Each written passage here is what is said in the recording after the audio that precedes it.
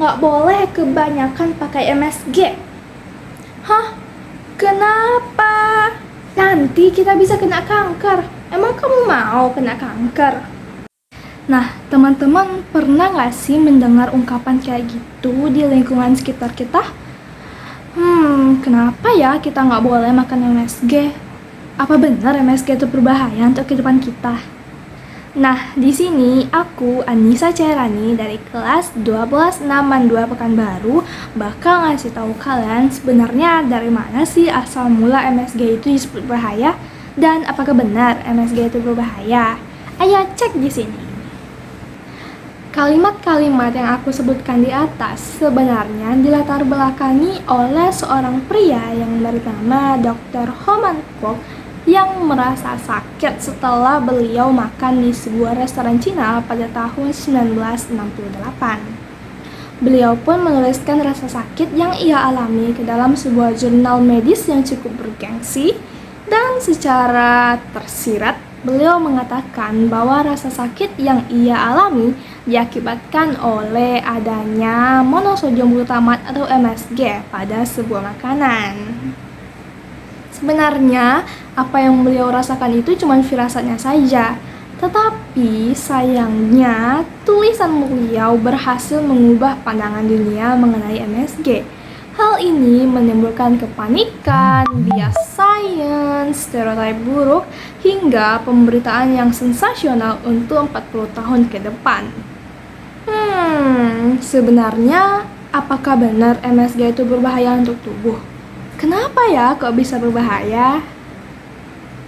Monosodium glutamat atau MSG adalah campuran dari dua molekul, yaitu sodium atau Na yang sangat berperan penting untuk tubuh dan glutamat. Glutamat adalah sejenis asam amino yang biasa dihasilkan oleh protein, baik itu protein nabati atau protein hewani. Nah, protein tersebut sangat berperan penting untuk pencernaan kita, fungsi otot, dan sistem imun. Sebenarnya, glutamat secara alami diproduksi di dalam tubuh, tapi selain itu juga terdapat di dalam makanan. Nah, rasa khas yang dihasilkan dapat kita temui di beberapa makanan tertentu, seperti jamur ataupun kaldu.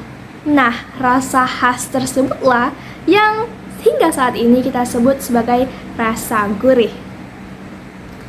Pencarian rasa gurih itulah yang mengarahkan kita kepada penemuan MSG pada tahun 1908. Nah, seorang kimiawan berkebangsaan Jepang bernama Dr. Ikuda Kikunae berhasil mengisolasi beberapa molekul yang berperan penting ke dalam penemuan rasa yang ia sebut sebagai umami.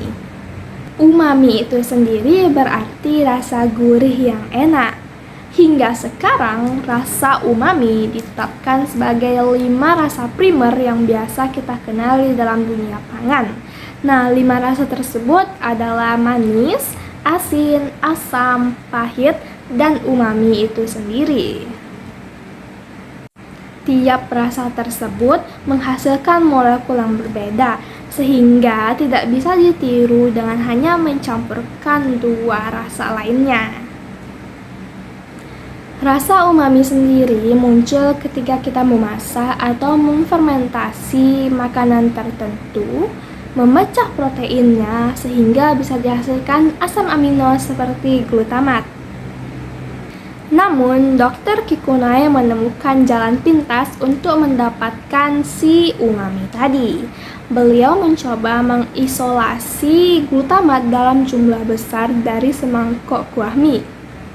Nah, semangkok kuah mie tadi ia campurkan dengan penyedap rasa yang lain seperti sodium. Nah, berkat percampuran itulah beliau bisa mendapatkan bumbu yang bisa menghasilkan rasa umami dengan instan. Penemuan beliau pun merebak dan berhasil menjadi salah satu dari bahan pokok dapur utama di sebagian besar wilayah Asia dan diproduksi secara komersil.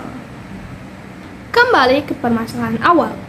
Tulisan yang ditulis oleh Dr. Ho Man Kwok tadi menimbulkan kehebohan yang sangat besar sehingga sebagian besar dari publik menuntut adanya penelitian lebih lanjut mengenai si MSG tadi. Hal tersebut dinilai wajar karena belum terdapat bukti ilmiah yang menyebutkan mengenai dampak atau toksisitas yang dibawa oleh zat adiktif tadi atau si MSG terhadap kesehatan. Nah, fakta mengejutkannya adalah pada saat itu orang-orang tidak terlalu bereaksi terhadap keamanan penggunaan MSG. Rasa sakit seperti pusing, mual, ruam kulit, dan lain sebagainya yang dialami oleh Dr. Robert Ho Man Kwok dan beberapa orang yang makan di restoran Cina lambat laun disebut sebagai Chinese Restaurant Syndrome. Nah, istilah tersebut muncul dari prasangka buruk atau yang biasa kita sebut sebagai rasisme orang-orang Amerika terhadap budaya makan orang Asia. Nah, mereka menyebut budaya makan Asia itu berbahaya. Nah, hal inilah yang menyebabkan pemberitaan yang buruk serta jurnalisme yang mengandung unsur sara. Sehingga hal ini menyebabkan ketakutan yang sangat besar ketika orang-orang ingin makan di rumah makan atau restoran Cina, mereka khawatir akan mengalami rasa sakit.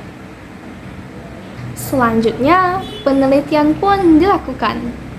Namun, hasil dari penelitian tersebut jauh berbeda dari apa yang diberitakan. Diketahui, penggunaan dari MSG bukanlah penyebab utama mengapa rasa sakit tersebut muncul. Setelah kita mengetahui fakta tersebut, sikap diskriminasi terhadap penggunaan MSG pun berkurang.